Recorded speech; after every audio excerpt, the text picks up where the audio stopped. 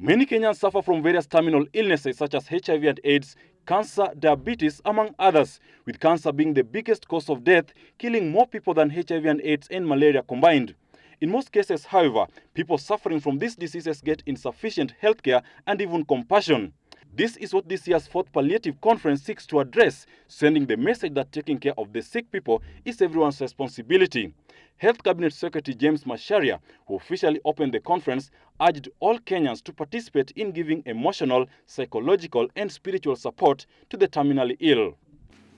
Palliative care, therefore, gives us the most realistic, humane, and necessary objective for managing terminal cases of cancer and other non-communicable diseases and AIDS in Africa. Palliative care aims to reduce pain and suffering, improves the quality of life of patients and their families. Palliative care, they say, is not the sole responsibility of medical practitioners.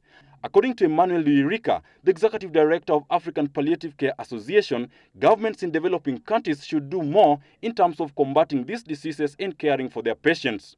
Maybe with the exception of South Africa, we are still very far.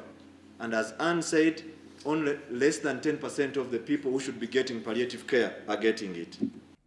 The Health CS asked all stakeholders to collectively lobby for increased budget to support palliative care by establishing centers throughout the country. The Ministry of Health is working closely with the Kenya Hospice and Palliative Care Association to integrate palliative care in public hospitals across the country.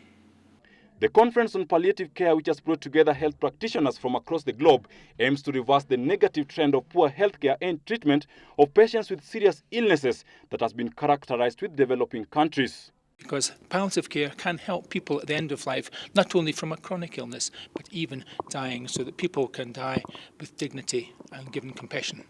Thousands of Kenyans continue to suffer from and die of various chronic illnesses such as HIV and AIDS, malaria and cancer. But according to health professionals, if proper palliative care is taken, these diseases can not only be combated, but totally eradicated from our midst. Tobias Belleh for Citizen TV, Nairobi.